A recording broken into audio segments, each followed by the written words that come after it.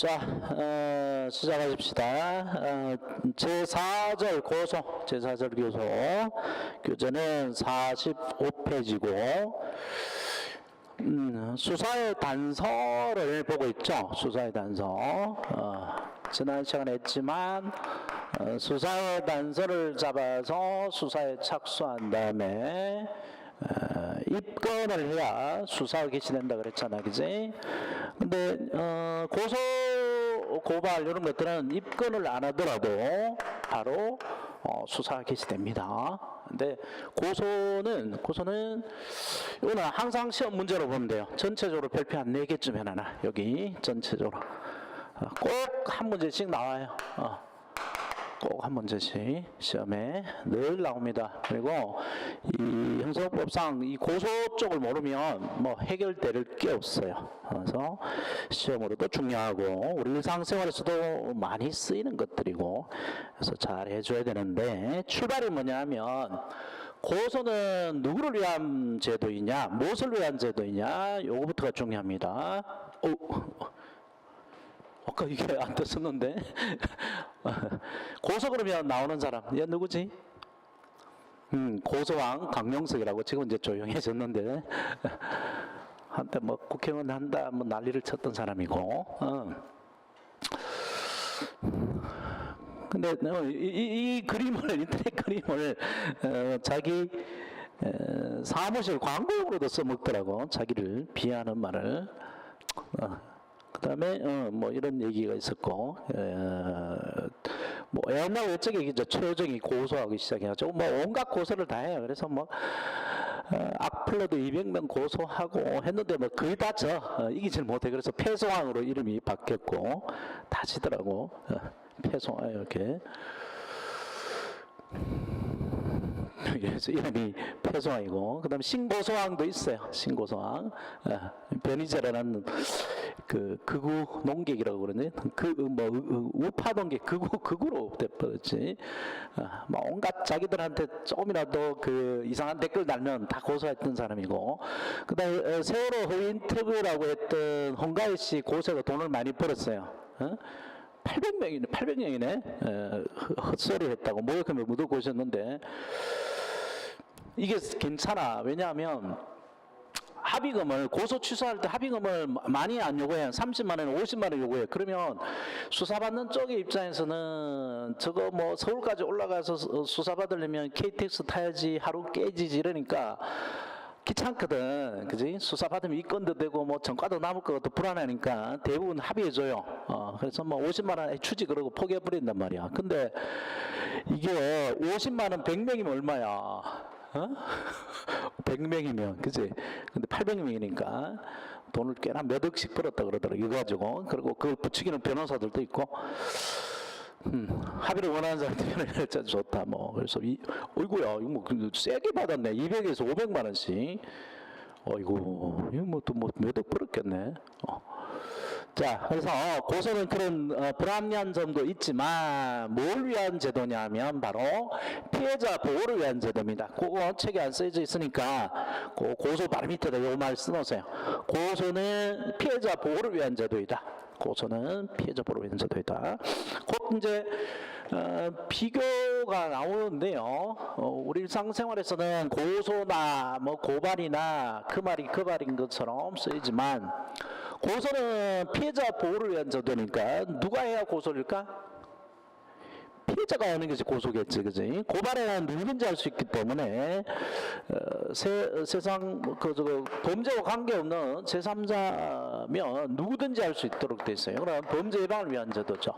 그래서 고소와 고발은 그렇게 구별이 돼요. 그래서 기본적인 출발이 고소의 의부터 출발돼야 되고, 그 고소의 의의 첫 번째 줄에 나와 있죠. 그건 좀 이따 보고, 고소의 그 성질부터 가보세요. 성질에 거기 책에 두 번째 줄에 나와 있어요.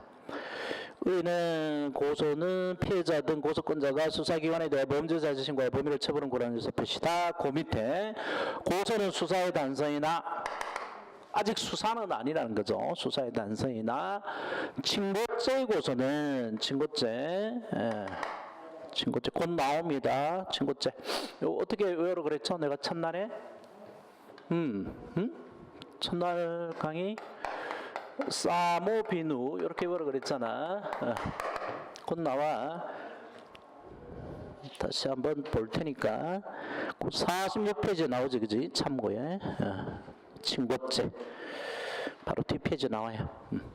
그래서 사자 매훼손죄, 모욕죄, 비밀침해죄, 무상 비밀누설죄 이런 형사소송법 4가지. 형법에 가면 더 많아요, 사실은. 근데 대표적인 것도 일단 4개만 외워두고, 친고죄 고소는 소송 조건이 됩니다. 소송 조건이라는 것은 소송을 걸기 위한 조건인데, 이런 범죄는 피해자가 고소를 해야지만 그 사람을 기소를 할 수 있어요. 검사가 소송을 걸 수 있단 말이야.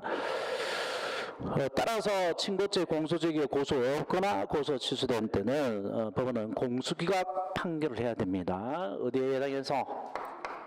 역시 첫날에 했지.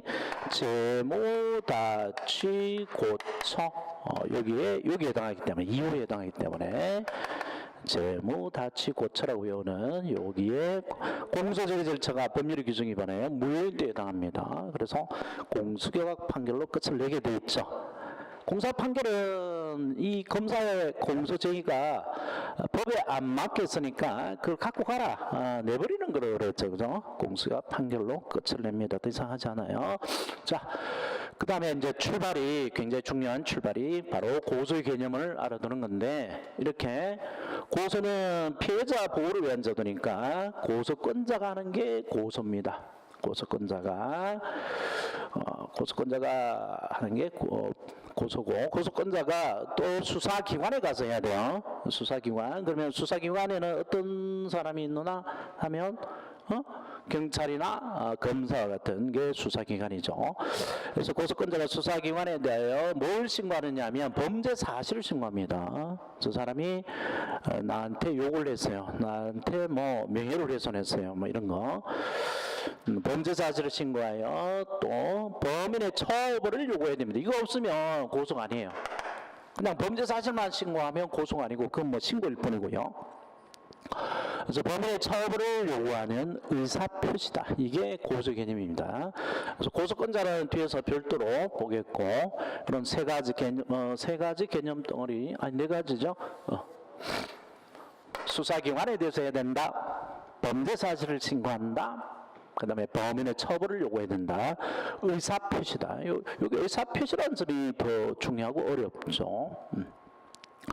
자, 그래서 법원에 가서 하는 것은 고소가 아닙니다. 법원 재판 받을 때 그 피해자가 법정에 나와서 가해자 처벌을 요구한다.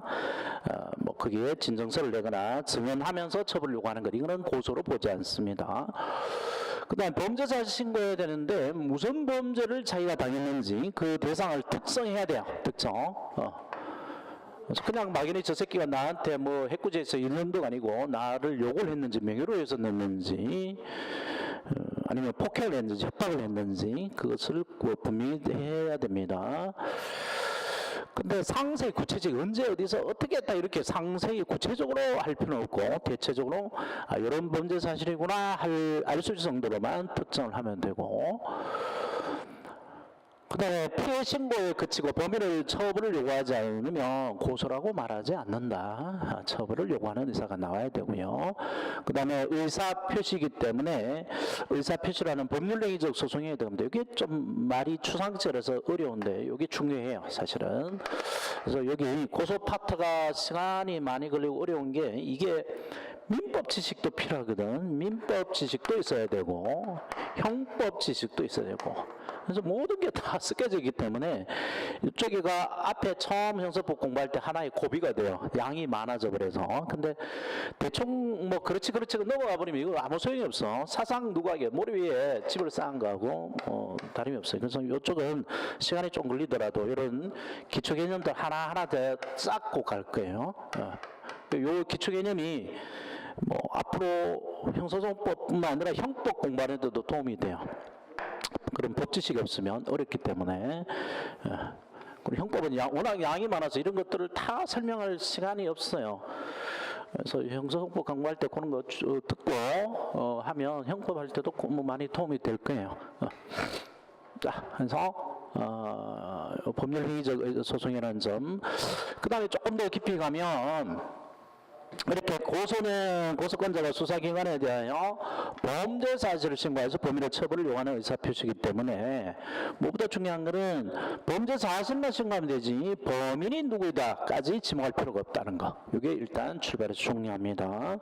범인은 지목할 필요 없어요. 근데 예외가 있습니다. 모든 원칙에는 예외가 있고 범인을 지목해야 될 필요성이 있는 게 있는데 그게 바로 이제 상대적 친고죄죠. 상대적 친고죄. 뭐 첫 시간에 한번 봤지만 안 되겠네요. 바로 봐보죠. 친고죄를 깊이 다시 봐보십시다. 자, 다시 46페이지 참고 부분 보세요. 46페이지 밑에 참고 부분. 거기에 1번 친고죄로 되어 있고 2번 반의사 불벌죄로 되어 있고요. 그 다음에 47페이지 가면 3번 친족 상도로 있고 4번 친족의 범위. 이런 것들이 다 형법이나 민법 개념이에요. 이거를 기초적으로 알고 있어야지 해결되는 것들이 꽤나 많단 말이에요.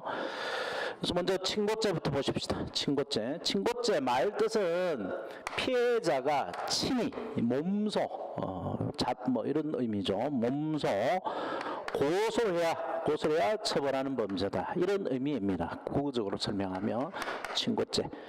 그래서 친고죄란 피해자 등의 고소했어야 공소지가 검사가 재판을 걸 수 있는 거, 공소지가 가능한 범죄이다. 경미한 범죄이거나 피해자 명예보호 또는 친족 간의 정예상의 친족 간의 뭐 우애 이런 것들이죠. 우애를 고려한 것이다. 그래서 1번 절대적 친고죄 줄 쳐놓으세요. 절대적 친고죄. 그래서 친고죄는 다시 두 가지로 나눠진단 말이에요. 절대적 친고죄하고 그 다음에 상대적 친고죄로 나눠집니다. 상대적 친고죄. 그래서 동그라미는 절대적 친고죄란 이건 무조건 고소가 있어야 된다는 말이죠. 누구든지 절대적으로 항상 고소가 있어야 되는 건데 범인의 친구와 관계없이 범죄의 성질로 인하여 친고죄로 규정된 경우다. 해서 관련해 보면 사자명예훼손죄, 죽은 사람의 명예를 훼손하는 경우죠. 사자명예훼손죄. 그래서 사의 동그라미, 사자명예훼손죄 사의 동그라미, 모욕죄 모 동그라미. 모욕죄. 욕하면 모욕죄가 돼요. 개새끼, 뭐 쥐새끼, 소새끼. 그 다음에 최근에 신문이 난 게 있는데 모욕죄 그래봐야 벌금 20만원, 30만원 요 정도거든요. 근데 최근에 벌금 150만원 받는 모욕죄를 봤는데 이게 웃기더라고. 당신 뭐 최순실이야 이렇게 말했는데 뭐 최순실이야 이렇게 말했다고 모욕죄로 벌금 150만원을 맞았어요. 이제는 너 최순실이야 말한 것 자체가 욕이에요. 욕. 최순실 같이 생겼네 머리 말하면 그게 모욕죄가 됩니다. 그래서 말 조심해야 돼요. 자, 그 다음에 비밀침해죄. 남의 뭐 편지를 보거나 이러면 비밀침해 되죠. 뭐 이메일 열어보거나 비밀침해죄. 그 다음에 업무상 비밀누설죄. 업무상 비밀누설죄 누죠. 그래서 사점에서 사무죄 모 비밀누설죄 누. 그 다음에 비밀침해죄 업무상 비밀누설죄 누. 업무상 비밀누설죄는 변호사, 의사 이런 사람 직업적으로 어떤 남의 비밀을 알고 있는 사람이 그것을 터뜨리면 업무상 비밀누설죄가 돼요. 이거는 일반 사람은 저지르지 못해. 업무, 뭐 변호사, 의사 뭐 이런 업무를 가진 사람만 가능해요. 형법에서 뭐 상세하겠고.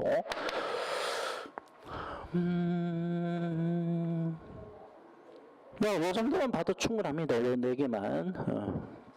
조금 더, 형법에서 아마 조금 더 있을 거예요. 특별법상은 조금 더 있을 것 같은데, 이런 거 4개. 그래서 사모님 비누는 사모님이 고소를 해야만 처벌합니다. 그래서 절대 친고죄인데, 상대 친고죄는 뭐 굳이 두 번째 딸 거 없이요. 그냥 폭행 협박하고, 그 다음에 명예훼손죄, 뭐, 요런 2개만 알아도 돼요. 2개만 알고, 나머지 이제 특별법상에, 그, 친고죄가 더 있죠. 상대 친고죄. 그 동그라미 2번 봐보세요. 동그라미 2번. 상대적 친고죄란 피해자와 범인 사이에 일정한 신분관계가 아니 내가 지금 무슨 얘기한 거야? 순간적으로 딴 생각했어. 폭행협박은 이거 저거 뭐야 친고죄 아니고 반의사불벌죄 반의사불벌죄고 상대적 친고죄는요 친족 상도례예요. 친족 상도례. 친족 상도례는 책 순서대로 좀 이따 보고 친족 상도례는 친족이라는 신분관계에 있는 사람만 고소가 필요하고 친족으로 신분관계 없는 사람은 고소 없더라도 그냥 처벌합니다. 그래서 어떤 사람에게는 고소가 필요하고 어떤 사람에는 고소가 필요 없고 있기 때문에 상대적이단 말이에요. 상대적 친고죄가 돼요. 자, 그 다음에 나온 김에 2번 내가 착각했는데 반의사불벌죄 봐봐요. 친고죄하고 정반대 현상이야. 친고죄하고 반의사불벌죄란 피해자 등이 범인을 처벌하지 않는 의사를 표시한 경우에 처벌할 수 없는 범죄이고요. 거기 폭행, 협박, 명예훼손, 그 다음에 과실치상죄까지 있는데 뭐 잘 안 쓰입니다. 그 다음에 특별법상 교통사고로 인한 업무상 과실치상, 중과실치상, 부정수표 발행 요거는 형사법에 좀 쓰일 거예요. 부정수표 발행. 뭐 이거는 뒤에 가서 또 하면 되니까. 자, 그래서 여기 조금 어려운 얘기가 밑에 나와 있는데 이런 거 알아둬야 돼요. 뭐 시험에 바로바로 나오니까. 친고죄의 경우에는 고소가 없으면 기소를 못하지, 그지? 공소제기를 못하지, 그지? 공소제기를 못해요. 소송을 걸 수 없습니다. 그래서 고소가 있기를 기다려가지고 고소가 있으면 공소제기에서 처벌하는 구조죠. 공소제기에서 처벌해요. 고소가 없으면 공소제기에서 처벌을 못하는 구조고.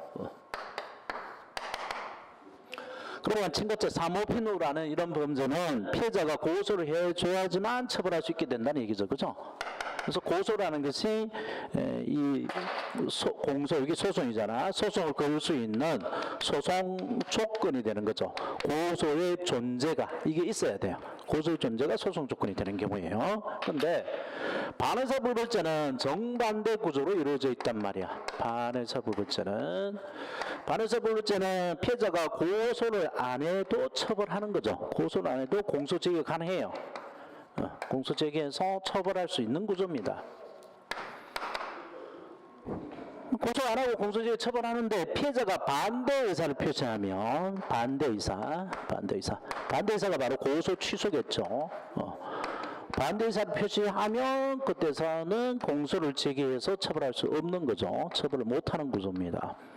그래서 이거는 그러면 반의사불벌죄를 공소제기해서 처벌하려면 고소 취소 의사가 없어야 되죠. 그죠? 처벌 불원 의사가 없어야 됩니다. 그래서 이거는 처벌 불원 의사의 부존재가 처벌 불원 의사가 없어야지만 부존재되지만 공소제기에서 처벌할 수 있어요. 그래서 이거는 처벌 불원 의사 즉 반대 의사의 부존재가 소송 조건이 되는 거죠. 그거를 밑에 설명했으니까 맨 밑에 46페이지 맨 밑에 줄에 들어가 있죠. 46페이지. 친고죄에서는 고소의 존재, 반의사불벌죄에서는 처벌 불원 의사의 부존재, 처벌 불원 의사 고소를 했다면 고소 취소를 말하는 거죠. 처벌 불원 의사의 부존재가 소송을 걸 수 있는 조건이 됩니다. 소송 조건이 돼요. 자, 그렇게 두고 친족 상도례를 또 미리 공부해 보십시다. 47페이지 3번 친족 상도례. 이게 나온 이유가 오늘날 우리나라는 그냥 뭐 다 흩어져 살지만 옛날에는 한 가족이 모여 살았죠. 한 동네이죠. 농사를 짓고 했기 때문에 그러다 보니까 한 뭐 가족 있고 한 마을이 한 뭐 친족일 수가 있어요. 한 마을이 그지 전체가 그렇다 보니까 이 재산 구별이 잘 안 돼서 서로 뭐 물건 훔치거나 갖고 갔을 때 그걸 처벌하기가 곤란했던 경우가 있고요. 뭐 그걸 떠나서 그 아주 가까운 뭐 보통 핵가족 분화됐다 그러는데 핵가족이라도 아버지하고 아들하고 뭐 엄마하고 아들하고 딸하고 같이 살잖아요, 그죠? 근데 그 가족끼리 같이 사는 가족끼리 물건을 훔쳤을 때 그걸 형사처벌한다는 것이 가족을 해체를 가져오게 될 수 있잖아요, 그죠? 그래서 형법이 이렇게 물러서게 된 게 있는데 그게 이제 친족 상도례입니다. 친족끼리 상이 서로 상이야 서로 한자 공부도 하면 좋은데 서로 도 절도죠. 절도를 했을 때 처벌하는 예 어떻게 처벌하겠는가 처벌예 이걸 규정한 것이 친족 상도례라고 보면 돼요. 그래서 형법 328조에 규정이 되어 있는데 일단 형법 328조는 절도 권리행사방해죄를 기준을 해놓고요. 요거를 다른 범죄 쭉 재산범죄 쭉 씁니다. 그래서 권리행사방해, 절도, 횡령, 그다음에 뭐 사기, 뭐 배임, 뭐 등등 쭉 쓰는데 그래도 아버지하고 아들이 아버지 물건을 훔쳐갔다 그러면 아들 그 새끼 괘씸하지만 형사처벌 안 해야 되겠죠, 그죠? 근데 아버지를 두드려 패고 뺏어가서 강도짓을 했어. 그러면 이거는 이 새끼는 처벌해야 되죠, 그죠? 그래서 강도하고 집에 들어와서 물건을 박살낸 거, 송교 이거는 친족 상도로 정은 안 됩니다. 형법이 하겠지만. 그래서 먼저 이제 1항에 친족 상도가 있고요, 2항에 친족 상도가 있는데 1항은 아주 가까운 사이, 예? 뭐 아주 가까운 뭐 어떤 말하면 근친이라고 하는데 이것도 너무 그건 같아요. 그래서 아주 가까운 사이, 아버지 아들 이런 거 가까운 사이고 2항이 좀 먼 친족입니다. 먼 친족. 어쩌다가 명절 때는 한 번씩 보는 이런 친족끼리라고 생각하면 돼요. 그래서 가까운 친족끼리 아버지가 아버지가 아들 물건을 훔쳤다. 그럴 수도 있긴 있겠지. 거꾸로 아들이 아버지 물건을 훔쳤다. 그러면 형을 면제합니다. 형 면제.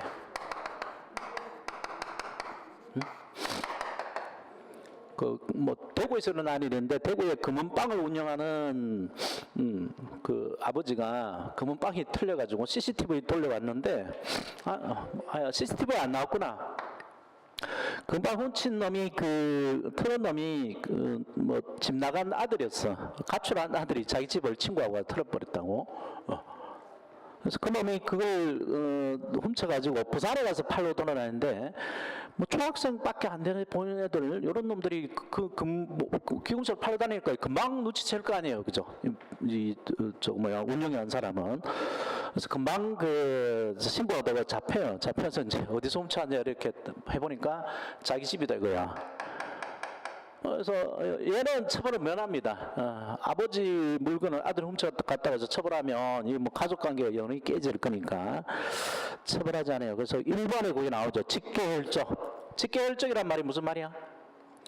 아버지 아들, 엄마 딸 이렇게 할아버지 아들 손자, 그지? 이렇게 위아래로 가는 걸 직계혈적. 좀 더 할게요. 그 다음에 보호자, 동거친족, 동거가족. 동거친족과 동거가족 차이가 뭘까?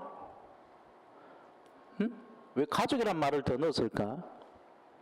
친족은 혈연관계나 뭐 이런 걸로 맺은 건데 동거가족은 혈연이 아닐 수가 있죠. 혈연이 아닐 수가. 그러니까 뭐 요즘에 재결합하는 게 많으니까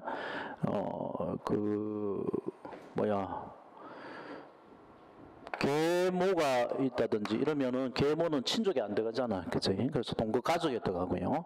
계모, 계부 이런 사람들, 그 다음에 계모야 딸 뭐 이런 사람 같이 들어오면 친족이 아니니까. 그 다음에 동거 가족 또는 그 배우자 간의 권리행사방 있잖아요. 그 형을 면제한다고 되죠. 형을 면제요, 형 면제. 그래서 이걸 인적 처벌 조각 사유로 부릅니다. 옆에 써놔볼까? 내 밑에 어디 써놨는데 그래도 인적 처벌 조각 사유.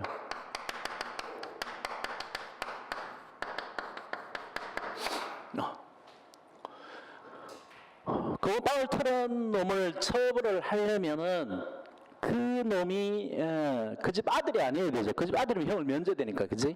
그래서 처벌받기 위해서 이 아들이 안 되고, 아들이면 처벌이 조각이 되면 처벌할 수 없게 되는 거죠. 그 다음에 2항 제1항 친족간, 그러니까 동거 가족이 아닌 경우, 직계혈족 아니고 배우자 동거 친족 가족이 아닌 경우에는 고소에서의 공소지가 할 수 있다. 여기 바로 상대 친고죄입니다. 옆에 써놓으세요. 여기 고소에서 처벌하는 거죠. 요놈이 상대적 친고죄예요.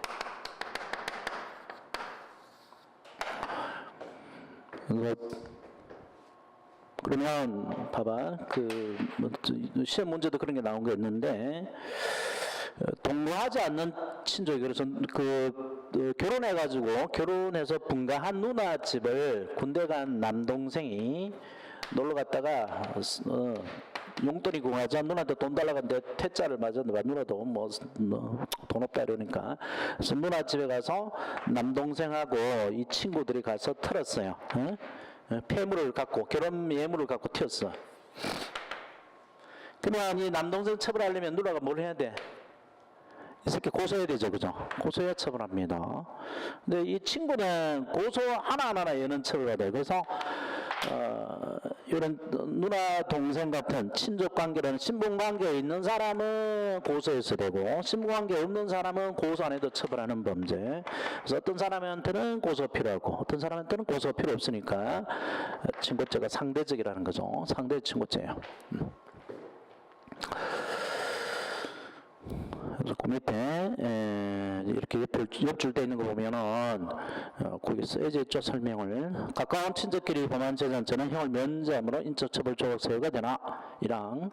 먼 친족끼리는 피해자인 친족이 가해자인 친족을 고소해 처벌함으로 상대 친고죄 된다. 그 다음에 밑에 나오죠. 친족 상대의 규정은 절도, 사기, 공갈, 횡령, 배임, 장물죄는 준용되지만 강도죄, 손괴죄는 준용되지 않는다. 와서 때리는 거 이런 놈들을 봐줄 수는 없죠. 자, 그 다음에 이제 바로 나온 김에 또 친족의 범위 한번 보시죠. 친족의 범위. 민법 지식이 필요해요. 이 말을 고등학교 다닐 때 사회 시간에 이런 것까지 할 것 같은데, 사회 시간에 사회를 잘했으면 형법 형사 공부할 때 조금 도움이 됐을 거야. 될 거야. 사회 했나? 사회도 했어. 자, 나가 있고, 나의 배우자, 처가 있어요. 처. 원래 이제 돌아서면 남남인데 혼인이 있으면 배우자니까 일단 친족이 됩니다. 피가 섞인 친족이 아니죠, 그지? 그 다음에 나의 아버지, 나의 어머니 있고, 처의 아버지, 처의 어머니 이렇게 있죠.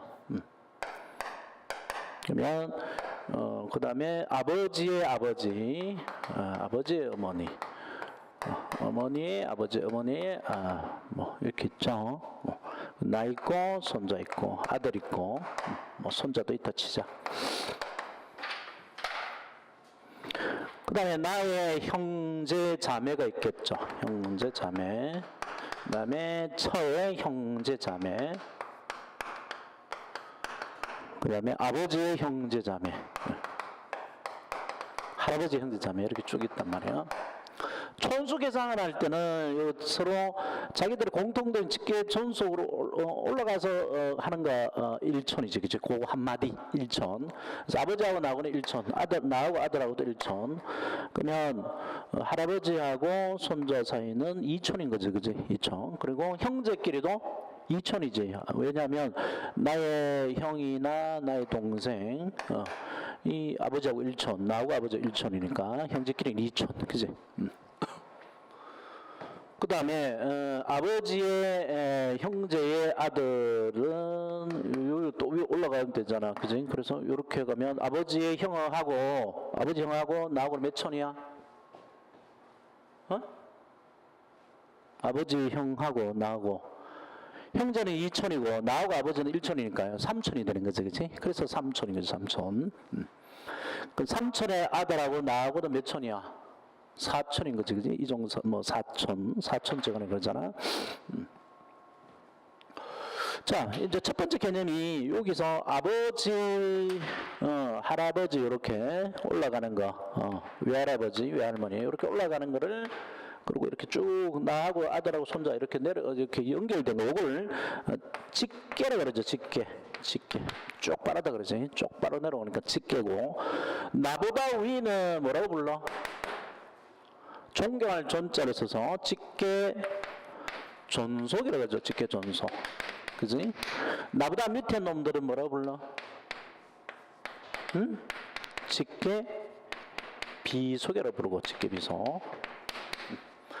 그 다음에 나의 형제자매, 나의 아버지 형제자매, 할아버지 형제자매는 직계는 아니지, 그지? 똑바로 내려오는 계통은 혈액은 계통 아니잖아. 그래서 이런 거를 옆으로 간다 그래서 방자로 써요. 방자 많이 써요. 방. 변방의 북소리 뭐 이런 거 있었나? 변방. 국경 옆에 이렇게 옆에다 옆 변방 방계라 그래. 방계. 방자 많이 쓴다니까. 옆에서 도와준 놈을 형법에서 뭐라 그래? 종범 또는 방조범이라고 그러잖아. 방조범. 옆에서 곁에서 도와줬다 이 말이야. 방조가 겹방이에요. 옆방 겹방. 방계혈조. 방계혈조로 그래요. 그래서 이렇게 직계혈족, 방계혈족. 위로 올라가면 존속, 밑으로 내려가면 비속. 큰아버지를 한자로, 요즘 한자도 안 쓰고 뭐 심해 안 하는데, 한자로 뭐라 그런지 알아? 큰아버지를 한자로 백부라 그러지, 그지? 작은아버지를, 그러니까 아버지 동생을 숙부라 그러지, 그지? 둘 다 삼촌이지만 숙부, 백부라고 그러기도 하고, 백부님 뭐 이런 거하고 뭐 이런 건데 가운데라 대부님, 백부님. 방계혈조. 자, 그 다음에 직계변속, 족변속 없고, 요런 거 이제 혈족이지, 혈족이죠. 혈족이고. 그래서 이렇게 피로 맺어진 사람은 일단 친족에 들어가고요. 그 다음에 나의 처는 배우자고, 나의 처에 형제자매가 있겠죠, 형제자매. 형제자매는 나하고 피가 하나도 안 섞였잖아요, 그죠? 그럼 혈족이라고 말을 못하고, 근데 친족에 들어갑니다. 그래서 이거는 혼인에 의한 친족으로 다요. 그래서 인척이라고 합니다. 인척. 이 인자가 혼인에 의한 거예요. 혼인척이에요. 요거를 설명하기 위해 가지고 내가 그 민법 조문을 강의 노트에다가 넣어놔서, 강의 노트 갖고 왔나? 강의 노트에 보면 요 민법 조문이 봐봐요. 민법 조문 어디 갔어? 민법 조문 강의 노트 13페이지 보면 거기 나와있죠. 민법 조문이 민법 767조 친족의 정의. 친족은 배우자, 혈족, 인척을 원칙으로 한다. 요 세 조죠. 배우자, 혈족, 인척, 혼인에 대한 친척, 요 세 사안을 말하고, 혈족의 정의는 금방 설명한 거죠. 혈족, 자기 직계존속과 직계비속을 직계혈족이라고 하고, 자기 형제자매와 형제자매의 직계비속, 직계존속 형제자매와 그 형제자매의 직계비속을 방계혈족으로 한다. 방계혈족. 인척의 개원, 이렇게 조금 처음 하는 사람은 어렵죠. 인척의 개원, 혈족의 배우자, 그 다음에 배우자의 혈족, 배우자 혈족의 배우자를 인척으로 한다. 그거 봐봐요. 말이 어려운 것 같지만 생각하면 쉬워. 제일 먼저 혈족의 배우자, 혈족의 배우자, 형의 형수, 형의 부인, 그치? 나하고 피가 하나도 안 섞였잖아, 그지? 근데 형이 결혼하면서 한 거니까. 그래서 혈족의 배우자입니다. 혈족의 배우자. 아버지의 부인은 나하고 피가 맺어졌지. 그거 헷갈리면 안 돼. 아버지 부인은 엄마잖아. 나의 엄마고. 만약에 계모면 혈족의 배우자가 되는 거지, 그지? 나하고 피가 안 섞였으니까. 그 다음에 형의 부인을 형수로 부르고 동생의 부인을 제수로 부르지. 이런 한자 표현 하나? 하여튼 혈족의 배우자입니다. 그 다음에 형수의 부모가 있을 거 아니야. 형수의 부모, 그치? 그래서 여기도 혈족의 배우자의 혈족이지. 혈족의 배우자의 혈족, 형수. 혈족의 배우자 혈족. 혈족의 배우자의 혈족이고 있어요, 없어요? 없지, 그지? 고 쓰나봐, 봐봐. 혈족의 배우자의 혈족 X 해놔봐. 요거는 친족이 안 들어갑니다. 형법, 민법 757쪽에 혈족의 배우자까지만 있지, 그지? 혈족의 배우자. 그 다음에 배우자 혈족 있잖아, 배우자 혈족. 배우자 혈족이라는 게 나의 처의 형제자매, 여기 배우자의 혈족이죠. 친족이 들어가요. 그래서 내 처의, 내 마누라의 언니를 내가 뭐라고 불러? 나도 헷갈리네. 그 처형이라고 부르지. 처형을 부르고 내가 내 마누라의 여동생을 처제라고 부르잖아. 처제, 그지? 처제라고 부르고 하여튼 혈족이 들어가요. 그 다음에 내 배우자의 혈족 장인이고 장모겠지. 그 다음에 이쪽 여자 입장에서는 배우자의 혈족 시부 시모가 되겠지. 시어머니, 시아버지, 시어머니. 그 다음에 배우자의 혈족의 배우자의 혈족의 배우자까지는 친족에 들어갑니다. 혈족의 배우자 혈족의 배우자. 그러니까 배우자의 가만있어 봐라. 그 처형의 남편, 처형의 남편을 내가 뭐로 불러? 처형의 남편이나 처제의 남편을, 응? 동서로 부르지. 서로 동서잖아, 그지? 이런 거 알아둬야 돼요. 동서. 그러니까 동서까지는 나의 친족에 들어간 거야. 그 다음에 처에 오빠나 남동생을 내가 뭐라 불러? 처남이라고 부르잖아. 손이 처남, 손아래 처남해서 처남이라고 부르고, 처남의 부인, 처남의 부인은 배우자의 혈족의 배우자잖아. 친족이 들어가죠. 나하고 결혼을 할 수 없어요. 처남의 부인하고 친족이기 때문에 이혼하더라도 안 되죠. 친족이거나 친족이었던 사람은 안 돼.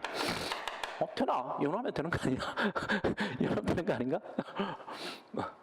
그래서 하여튼 배우자 혈족 배우자까지는 되는데, 혈족의 배우자까지는 친족이지만 혈족의 배우자의 혈족은 아니에요. 혈족의 배우자 혈족. 맞지? 그래서 나의 형수까지는 나하고 친족인데, 나의 형수의 엄마는 그냥 사돈 어른이지. 사돈 어른, 그지? 사돈은 친족이 안 들어간단 말이야. 사돈은. 그러면 나의 형수의 동생하고 나의 동생까지는 나의 혈족의 나의 아니구나. 이것도 똑같네. 혈족의 배우자의 혈족이잖아. 그치? 그래서 사돈 처녀라고 그러는 사람인데, 사돈 처녀 결혼 안 했으면 역시 친족이 안 들어가죠, 그죠? 그래서 내 동생하고 나의 동생하고 이게 형수하고 형수의 여동생하고 결혼할 수 있어요. 서로 친족이 안 들어가니까. 그러면 시부모하고 장인, 장모하고 친족이 들어가 안 들어가? 따져보면 되지. 시부모 입장에서는 혈족의 배우자까지는, 내 처가 아버지 입장에서는 혈족의 배우자잖아, 그지? 혈족의 배우자니까 혈족의 배우자까지는 친족이 들어가요. 근데 혈족의 배우자의 혈족의 배우자 혈족은 친족이 안 들어간다 그랬잖아, 그지? 그래서 시부모하고 장인, 장모는 친족이 안 들어가요. 친족이 안 들어가. 그래서 둘이 사기를 쳤다, 횡령을 했다, 절도를 했다 그러면 친족 상돌이 안 들어가는 거죠, 그지? 근데 장인, 장모가 나한테 사기를 쳤어. 그럼 친족 상돌이 들어가 안 들어가? 들어가지, 그지? 그래서 장인, 장모를 내가 고소해 처벌할 수 있잖아, 그지? 근데 시부모하고 이 둘 사이는 친족이 아니기 때문에 고소 안 하도록 처벌합니다. 자, 이런 개념을 알아두고 다시 앞으로 가보자. 요거 상대 친구들 이야기하다가 여기까지 다 했어요. 자, 그래서 다시 복습. 고소는 고소권자가 수사기관에 대하여 범죄 사실을 신고하여 범인의 처벌을 구하는 의사표시다. 그래서 범죄 자체를 특성하고 상세히 구체적으로 할 필요는 없지만 범인은 지목할 필요가 있다 없다? 없단 말이야, 그지? 범인을 지목할 필요가 없지만 상대 친고죄의 경우는 상대 친고죄의 경우는 어떤 새끼를 처벌을 원하는지 고소하는 놈이 누군지 동생인지 동생 친구인지 그걸 명확히 해야 돼요. 그래서 상대 친고죄의 경우는 범인을 지목해야 됩니다. 거기 바로 친족 상들의 먼 친족끼리인 거죠. 자, 그 다음에 또 들어가 볼까?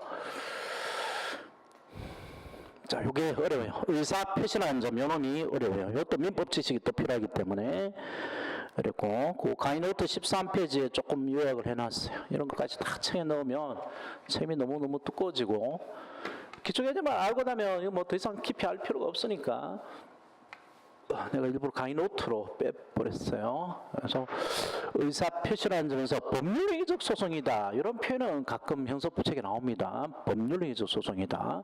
그러면 법률행위라는 말이 무슨 말이냐, 이게 어려울 텐데, 법률행위란 말은 법적인 효과가 있는 행위다. 법적인 효과, 법적인 강제, 법적인 효과, 법적인 강제가 있는 행위다.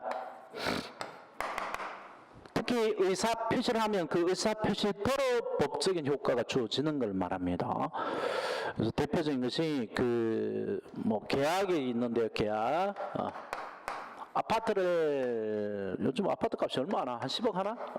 10억의 아파트를 팔겠다. 또는 뭐 사겠다. 팔겠다부터 해볼까요? 팔겠다. 라는 의사표시를 해요. 의사표시를 해서 만약에 10억에 사겠다라고 하는 의사표시가 일치가 되잖아요. 그러면 서로 자기가 의사표시한 대로 법적 강제가 주어집니다. 여기 의사가 합치되면, 그지? 그럼 팔다는 사람은 10억 돈 받으면 뭘 넘겨줘야 돼? 등기를 넘겨줘야 되지, 그죠? 집하고. 팔겠다는 사람은. 그래서 10억 이거 사겠다라고 했는데도 불구하고 그 의사 합체돼가지고 계약서 썼는데도 불구하고 계약서대로 집을 안 넘겨주면, 나 집값이 올라서 지금 10억은 안 되고 12억 받아야겠다, 이렇게 나오면 10억 받고 넘겨주라라고 법적인 강제를 하죠. 강제를 갖고 옵니다. 근데 거꾸로 또 사겠다는 사람이 집값 떨어져서 나 이거 9억 계약서라서 9억밖에 못 내놓겠다 이러면 10억 내놓고 사겠다, 이미 계약서 썼으니까 계약서대로 돈 내놔라, 10억 내놔라고 강제를 할 수 있어요. 그죠? 이런 것들을 바로 법률행위라 그랬단 말이야. 그지? 그러면 이런 의사표시를 하려면, 이런 의사표시라면 이런 법적 강제가 된다라는 것을 이해할 수 있고 판단할 수 있는 그런 법률상 이해 능력이 있어야 되죠. 법률상 의사 능력이 있어야 되죠. 그죠?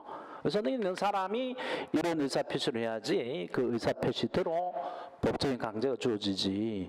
자기 아파트를 뭐 정신이 오락가락하는 애들에서 뭐 10억짜리를 1억에 팔겠다, 뭐 1천만 원에 팔겠다, 이런 건 너무 의사표시 자체가 없다고 봐야 되나? 1억에 팔겠다, 뭐 이렇게 했어요. 판단 능력이 없는 사람이 치매가 걸렸거나 아니면 정신지체장애거나 이래가지고 이런 표시를 하면 이 의사표시 효력이 없다고 봐야 되죠. 그죠? 판단 능력이 없는 사람이었으니까.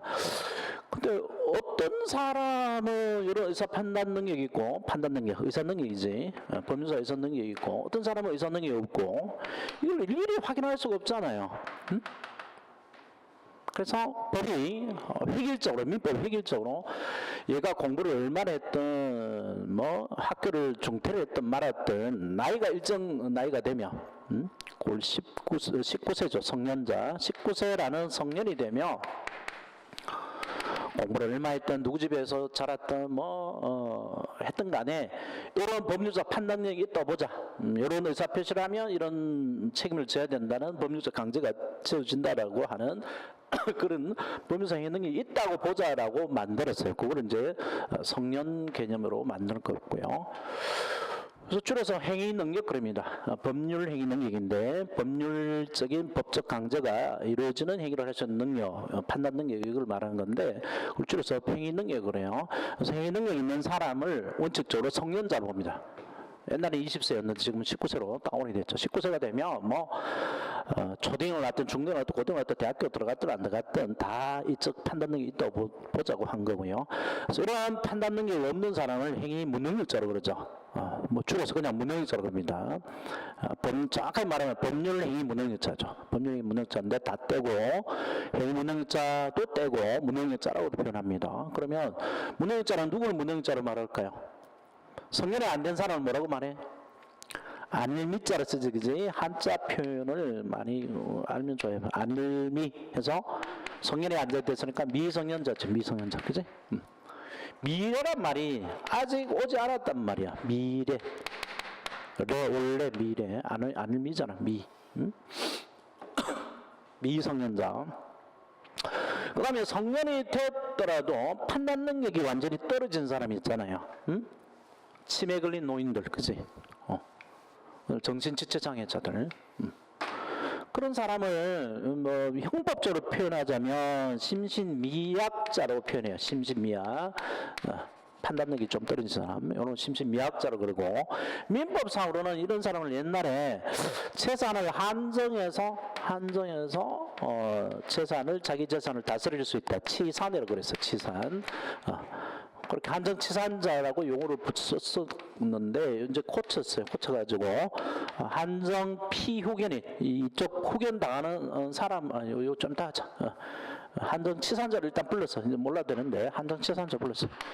정신이 오락가락하는 사람이야. 그 다음에 치매에 걸려고 완전히 늘 정신이 나가 있는 사람이죠. 심신장애자가 있습니다. 심신상실자, 장애자에 가까운 사람, 판단능이 제로인 사람. 이런 사람을 옛날에 재산을 다스리는 것이 금지된다. 재산을 다스리는 것이 금지된다. 그래서 금치산자로 옛날에 불렀어요.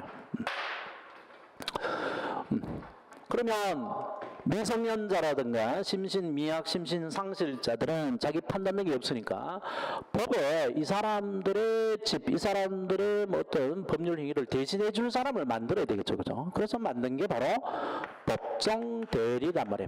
법에 정해놓은 대리제도가 있었어요. 법정대리인 제도가 있습니다. 법정대리인. 누가 법정대리인이 될까요? 법정대리인. 친권자면 누가 법정대리인이 되겠어? 부모가 있을 거 아니에요. 그죠? 부모가 민법상으로는 친권자로 그럽니다. 친권. 부모가 갖는 권리를 친권이라고 그러죠.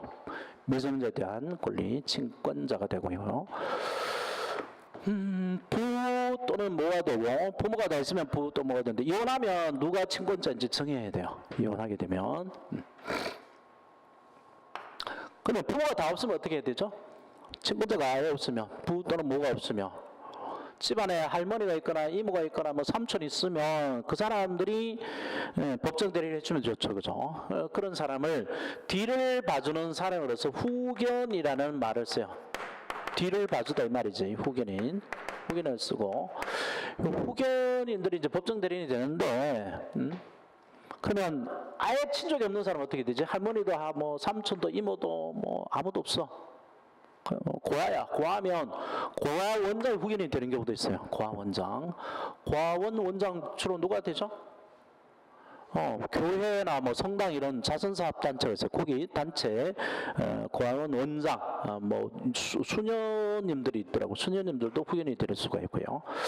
근데 그 후견인들이 나쁜 사람들이 좀 있어요. 나쁜 사람들이. 그러니까 형의 재산, 뭐 언니의 재산은 갖고 싶은데 걔 딸린 애들은 뭐 돌보기 싫고 이런 사람이 있다고. 그러면 그놈들이 재산은 뺏어가고 애들은 막 학대하고 이럴 수가 있단 말이에요. 그죠? 그래서 그거를 감독하도록 다른 친족이 감독하도록 해놓은 제도가 있는데 그게 후견 감독인 제도예요. 후견인도 있고 후견 감독이 있고, 후견인은 법정대리인입니다. 후견 감독인 제도가 있어요. 감시하도록 해놨다고, 민법상. 그래서 이게 법정대리인이 바로 친권자 후견인이 법정대리인이 되는데, 그래서 요 제도를 이제 바꿨습니다. 요 말로, 요 후견이라는 말로 용어를 바꿨어요. 그래서 한정치산자를 후견 받는 사람이라고 해서 한정 피후견으로 바뀌었어요. 한정 피후견인. 그다음 금치산자를 성년 피후견인으로 바뀌었죠. 성년 피후견인. 그래서 이런 한자 용어를 쓰고 오히려 더 혼란스러운데 이런 용어로 바꿨어요. 후견 받는 사람, 후견 받는 사람 피후견 부견은 되는데 한정 피후견이고 성년 피후견인데 누구를 가리키는지를 알으라고 해놨어요. 심신미약 정신이 오락가락한 사람, 그다음에 완전히 치매여서 정신이 나간 사람 성년 피후견인. 요즘에 삼성 이건희 그분이 바로 이런 상황이죠. 뭐 죽기 일부 직전인 거고. 그래서 성년 피후견이라고 하는데 뭐 이제 후견인이 누군가가 문제일 텐데 일단 배우자가 후견인데요. 배우자가 삼성 주식은 이제 배우자가 다 좌지우지하게 돼버렸죠. 하여튼 그래서 이런 그 법률 행위 무능력자는 법정 대리인이 고소권을 갖는다라고 돼 있고. 아니요. 내가 또 소리했다. 고소권을 법정 대리인이 갖는 게 아니고 이런 법률적 판단 능력이 있어야 되는데 고소의 경우는요. 이런 법률적 판단 능력까지는 필요 없어요.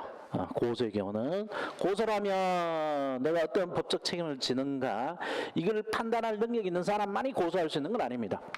대신 고소를 하게 되면 사회적으로 어떤 평가를 받겠는가 그런 걸 판단할 수 있는 능력이 있었는데 그걸 사실상의 의사능력을 그래요. 사실상의 의사능력. 그래서 그걸 이제 조금 설명해서 사실행위라고 표현했는데 사실행위라는 것은 의사표시가 있더라도 의사표시대로 법적 효과가 주어지지 않는 것을 사실행위라고 그러는데요. 고소는 법률적인 의사능력입니다. 그래서 그 이제 판단 능력은 이런 정도로 충분하다는 거죠. 사회적 의사능력이 충분해요. 고소는 법률행위적 의사표시인데 법적인 판단 능력이 없어도 된단 말이에요. 사회적 의사능력이 있으면 됩니다. 그래서 사리 판단 능력으로 생각하면 돼. 고소를 하게 되면 어떤 사회적으로 내가 사회적으로 취급이 되고 내가 고소 당한 사람이 어떻게 조사를 받겠는가 이걸 이해할 수 있는 능력만 있으면 되고 법률적인 판단 능력은 필요 없습니다. 그래서 우리 대한 판례가 만 13세만 되면 그러한 판단력이 있다 봐요. 사실상 의사능력, 사실상 판단력이 없었다 봐요. 그래서 고소능력은 만 3세가 있으면 된다고 보는데 최근 그 성범죄 사건에 있어서 만 11세 여아와 초등학교 6학년 여아의 경우는 고소능력이 이미 갖춰졌다고 보는 판례도 있습니다. 그래서 조금 이제 고소능력을 다운을 시켜가고 있는데 애들이 발육이 빠르기 때문에 그렇겠죠. 그래서 기본적으로 만 13세, 성범죄의 경우는 만 11세까지도 고소를 하면 어떤 결과가 온다라고 하는 사회적인 판단력이 있다고 봅니다. 그래서 그 밑에 들어가 있는 판례만 일단 보고 좀 쉴까요? 시간이 많이 되니까 쉬었다가 책 정리해보자.